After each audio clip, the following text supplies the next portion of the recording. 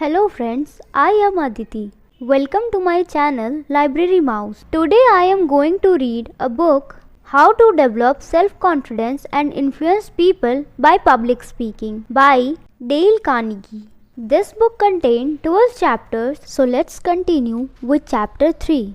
Shall I use notes while speaking? Although he was an excellent impromptu speaker, Lincoln, after he reached the White House, never made any arrest, not even an informal talk, to his cabinet until he had carefully put it all down in writing beforehand. Of course, he was obliged to read his inaugural addresses. The exact phraseology of historical state papers of that character is too important to be left to extemporizing. But back in Illinois, Lincoln never used even notes in his speaking. They always tend to tire and confess the listener, he said. And who of us, pray, would contradict him? Don't notes destroy about 50% of your interest in a talk? Don't they prevent or at least render difficult a very precious contact and intimacy that ought to exist between the speaker and the audience? Don't they create an air of artificiality? Don't they restrain an audience from feeling that the speaker has the confidence and reserve power that he or she ought to have? Make notes, I repeat, during the presentation, elaborate ones, profuse ones.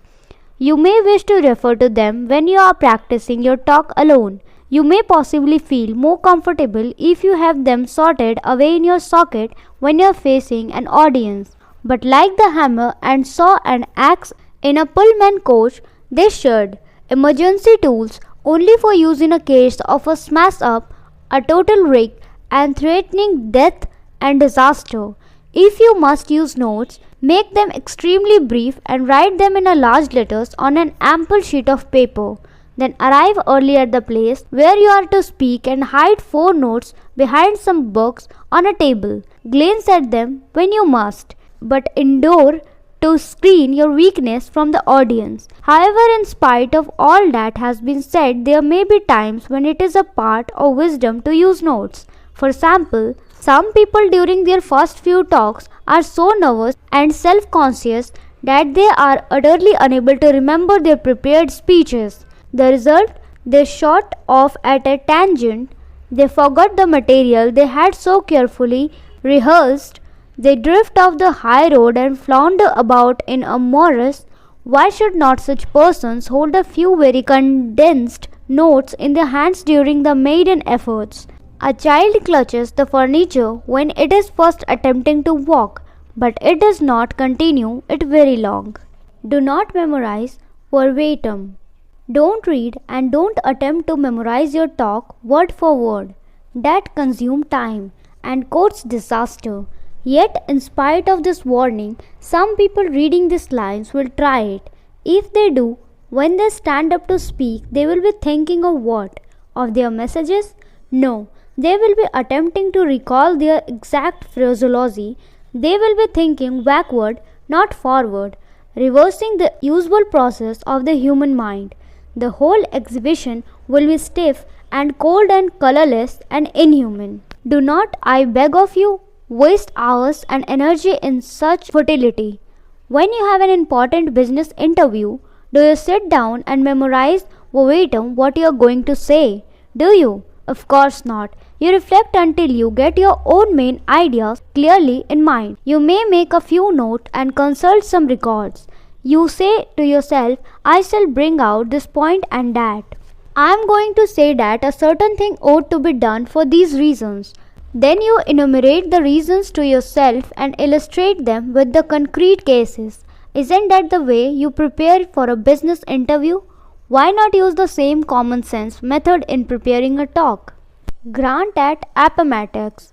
When Lee asked Grant to write down the term of surrender, the leader of the Union forces turned to General Parker asking for writing material. When I put my pen to paper, Grant recorded in his memories, I did not know the first word I should make use of in writing the terms. I only knew what was in my mind and I wished to express it clearly so there could be no mistaking it. General Grant, you did not need to know the first word. You had ideas. You had convictions. You had something that you were very much wanted to say and to say clearly. The result was that your habitual phraseology came tumbling out without conscious effort. The same holds good for any man. If you doubt it, knock a man down. When he gets up, he will discover that he is hardly at a loss to find words to express himself. 2000 years ago, Horace wrote, "Seek not for words, seek only for fact and thought, and crowding in will come the words unshort." After you have your ideas firmly in mind, then rehearse your talk from beginning to end. Do it silently, mentally, as you watch for the kettle to boil, as you walk the street, as you wait for the elevator. Get off in a room by yourself and go over it aloud, gesturing, saying it with life and energy. Canon Knox Little of Canterbury used to say a preacher never got the real message out of a sermon until he had preached it half a dozen times. Can you hope then to get the real message out of your talk unless you have at least rehearsed it that many times? As you practice, imagine there is a real audience before you. Imagine it so strongly that what there is one. It will seem like an old experience. Why the farmers thought Lincoln fully lazy. If you practice your talk in this fashion, you will be faithfully following the examples of many famous speakers.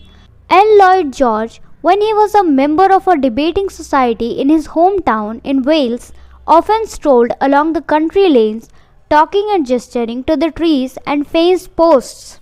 Lincoln, in his younger days, often walked a round trip of 30 or 40 miles to hear a famous speaker like Breckinridge.